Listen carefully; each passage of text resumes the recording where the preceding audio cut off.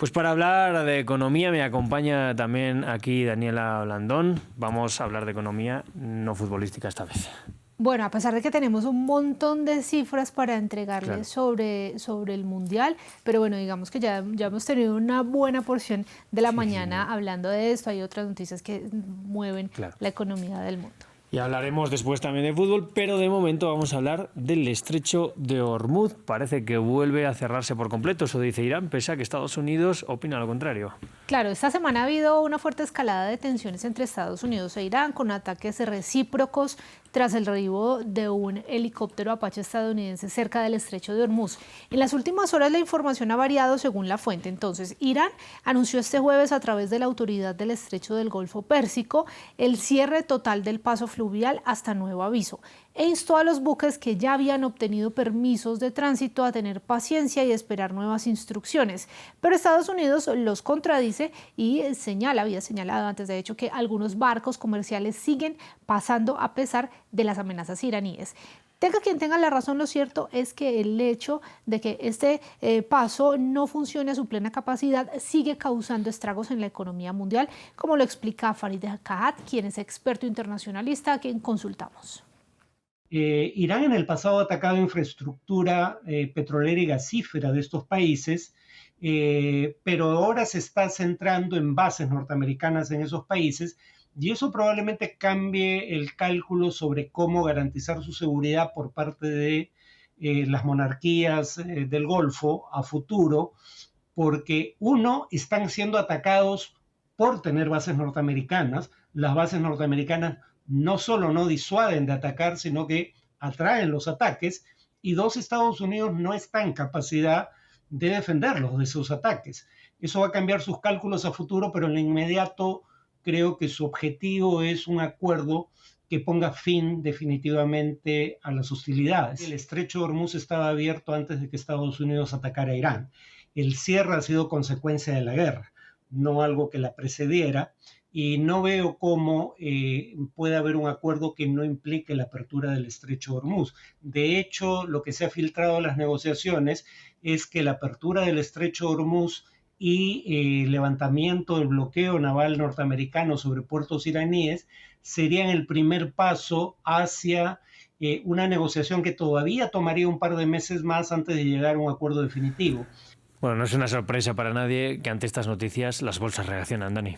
Claro que reaccionan, pero esta vez de una manera un poco sorpresiva, porque los precios del petróleo caen cerca del 1%, deberían estar subiendo si se tiene pues esta noción de que va a estar cerrado el estrecho de Hormuz. Sin embargo, sí habían tenido ganancias iniciales provocadas por estas escaladas de hostilidades. Los operadores están evaluando con lupa ese impacto real del supuesto cierre en las interrupciones del suministro. Pero no solamente los mercados, sino la economía en general están recibiendo este impacto directo.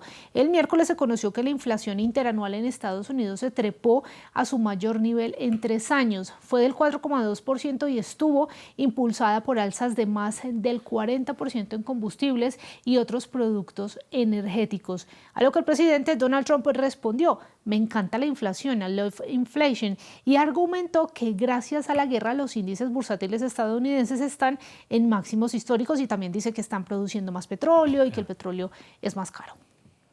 Bueno, Dani, pues vamos con otra noticia que mueve también los mercados, y es la ansiada salida a bolsa de SpaceX. Pero antes de eso, Rodrigo, vamos a hablar del Banco Central. Claro, que estas más fresquitas. SpaceX es para mañana, pero vamos a hablar primero del Banco Central Europeo, que subió sus tasas de interés por primera vez desde el 2023. Su objetivo es frenar las crecientes presiones inflacionarias antes de que el aumento de los costos energéticos provocado por la guerra con Irán se extienda a toda la economía de la eurozona.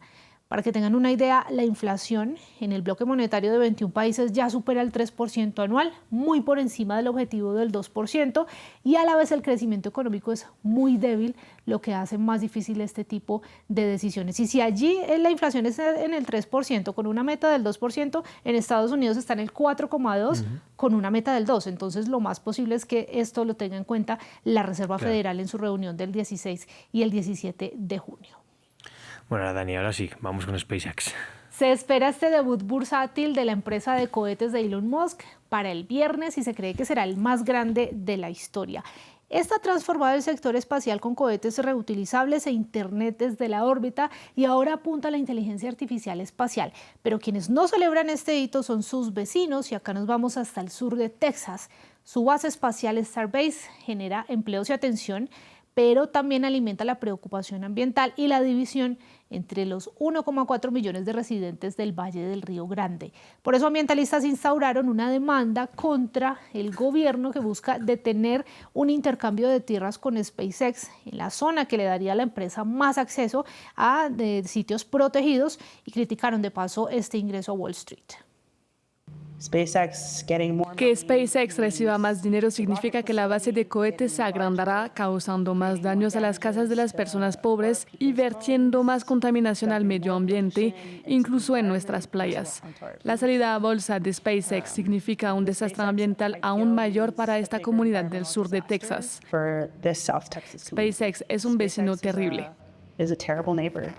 Pues Daniela, para cerrar, una cifra mundialista. Bueno, para que vea lo mal que me hizo sentir con que no tuviera nada del Mundial, pues sí tengo cifras del Mundial, hay bastantes, pero mire, solamente el álbum de Panini maneja 1.400 millones de euros, o por lo menos en la edición de este año, que es la más grande y que tiene además varias particularidades, ¿no? Porque el álbum de Panini de este año es el penúltimo que va a sacar esta empresa italiana que lleva casi 6 décadas de contrato con la FIFA. En el 2030 saca el último álbum y a partir de ese momento hay otra empresa que se llama Topps que va a empezar a hacer los álbumes. Esto en medio también de una tensión jurídica porque Panini ha demandado pues esta decisión, ellos quieren seguir haciendo el álbum, la otra empresa sin embargo va a retomarlo desde el 2031. Y acá es bien importante con este tema de Panini decir que el furor es tal que, por ejemplo, en Chile, pues, cuya selección